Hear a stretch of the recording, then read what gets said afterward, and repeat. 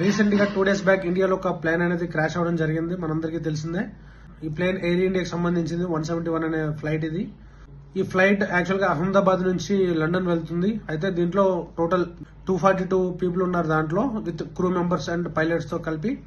అయితే ఈ 242 మెంబర్స్ లో మాక్సిమం 169 మంది వరకు ఇండియన్స్ ఉన్నారు. అలాగే ఒక 53 మంది వరకు బ్రిటిషర్స్ ఉన్నారు. ఒక 7 పోర్చుగల్ పీపుల్ ఉన్నారు. అలాగే ఒక కెనడా పర్సన్ కూడా ఉన్నారనే ఇన్ఫర్మేషన్. ఇది ఒక బాధాకరమైన విషయం మనందరికీ. ఎందుకంటే ఒక ఎయిర్ ఇండియా ఒక ప్రెస్టీజియస్ ఒక బ్రాండ్, దీని నుంచే ఫ్లైట్ క్రాష్ అవ్వడం అనేది మనందరం కొంచెం ఆలోచించాల్సిన విషయం. ఈ ఫ్లైట్ ఎలా క్రాష్ అయింది అనే ఇన్ఫర్మేషన్ లోకి వచ్చినట్టయితే, ఫ్లైట్ టేక్ ఆఫ్ అయిన కొద్ది నిమిషాల్లోనే 2 ఇంజిన్స్ షట్ డౌన్ అయ్యాయని చెప్పారు. ఈ షట్ డౌన్ అవడం వల్ల ఏంటంటే ఇంకా వేరే ఆప్షన్ లేక క్రాష్ ల్యాండ్ అయింది ఫ్లైట్.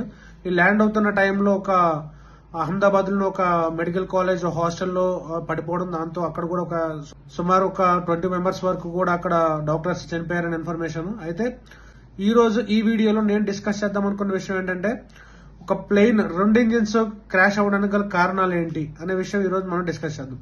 అయితే అందులో ఫస్ట్ పాయింట్కి వచ్చినట్టయితే, ఇన్సఫిషియెంట్ ఫ్యూయల్ అయినా కావచ్చు, లేదంటే ఫ్యూయల్ ఉన్నప్పటికీ కూడా ఫ్యూయల్ నుంచి ఇంజిన్ కి వెళ్లే ఏదైతే ఛానల్ ఉంటుందో ఆ ఛానల్ అనేది ప్రాపర్ గా పనిచేయకపోయినా సరే ఫ్యూయల్ సరిగా అందక ఇంజిన్స్ అనేవి ఫెయిల్ అయ్యే ఛాన్స్ ఉంటుంది. కాకపోతే ఇది rarest case.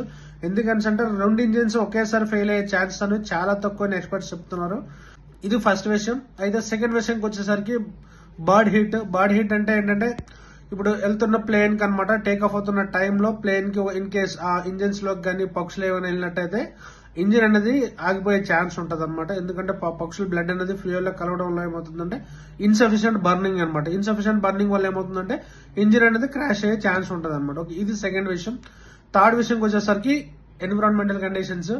In case take off అవుతున్న టైంలో హెవీ విండ్ కావచ్చు, లేకపోతే ఇలాంటి ఏమైనా ఎన్విరాన్మెంట్ సరిగా సపోర్ట్ చేయకపోయినప్పటికీ కూడాను ఇంజిన్ క్రాష్ అయ్యే ఛాన్స్ అనేది ఉంటుంది.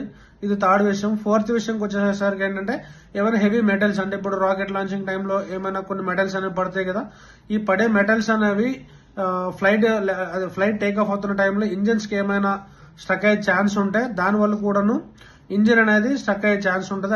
ఇంజిన్ క్రాష్ అయ్యే ఛాన్స్ ఉంటుంది. నెక్స్ట్ విషయానికి వచ్చినట్టయితే, ఏమైనా ఫైర్ యాక్సిడెంట్స్ ఏమైనా జరిగినా సరే ఇంజిన్స్ అనేవి షట్ డౌన్ అయ్యే ఛాన్సెస్ అనేవి ఎక్కువ ఉంటాయని చెప్తున్నారు ఎక్స్పర్ట్స్. అలాగే ఇంప్రాపర్ మెయింటెనెన్స్. ఇప్పుడు ప్రతి వెహికల్ కి మనం ఎలాగైతే సర్వీసింగ్ చేసి మెయింటెనెన్స్ చేస్తామో, అలాగే ఫ్లైట్ కి కూడాను ఎవ్రీ 3000 అవర్స్ అనుకుంటా అది మెయింటెనెన్స్ అనేది ఉంటుంది. అలాగే ప్రతి టేక్ ఆఫ్ కు ముందు కూడా రెగ్యులర్ చెక్స్ ఉంటాయి. ఈ మెయింటెనెన్స్ లో ఎటువంటి ప్రాబ్లమ్స్ ఉన్నా సరే ఫ్లైట్ ఇంజిన్ క్రాష్ అయ్యే ఛాన్సెస్ ఉంటాయి.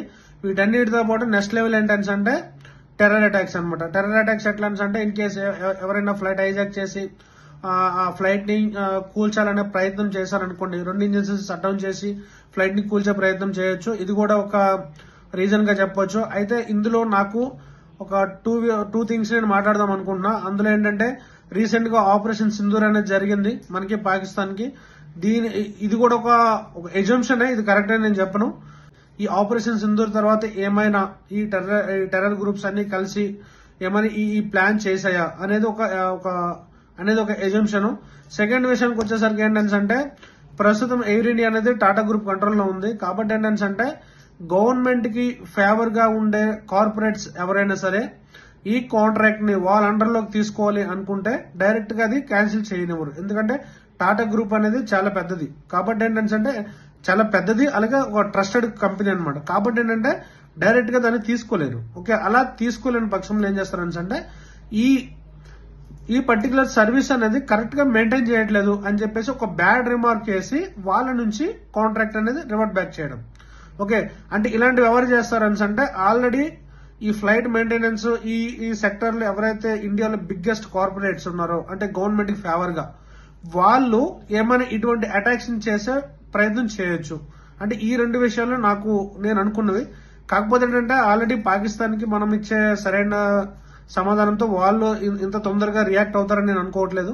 ఈ సెకండ్ విషయానికి వచ్చేసరికి ఏంటంటే, ఈవెన్ కార్పొరేట్స్ గవర్నమెంట్ కి ఈవెన్ బాగా దగ్గరగా ఉన్నప్పటికీ కూడాను ఇలా 240 మెంబర్స్ ని 241 మెంబర్స్ ఆల్మోస్ట్ అయితే 241 మెంబర్స్ ని కిల్ చేసేంత ప్రయత్నాలు ఇండియన్ పీపుల్ చేస్తారని నేను అనుకోవట్లేదు. ఎందుకంటే ఇండియన్స్ ఈవెన్ మనకి ఈ శత్రువు చనిపోయినా సరే వాళ్ళకి కండోలెన్సెస్ చెప్పి మౌనం పాటించారు రకం ఇండియన్స్. కాబట్టి అంత తొందరగా అలాంటి మిస్టేక్స్ చేస్తారని నేను అనుకోవట్లేదు.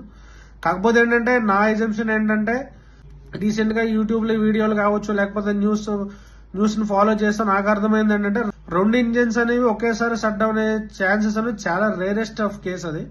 కాబట్టి ఏంటంటే అక్కడ ఎవరైతే ట్రావెల్ చేస్తున్నారో వాళ్ళు దురదృష్టం అనుకోవచ్చు. ఎందుకంటే ఇది నాకు తెలిసి నేను అనుకున్నది ఇది ఒక టెక్నికల్ గ్లిచ్ అంతే.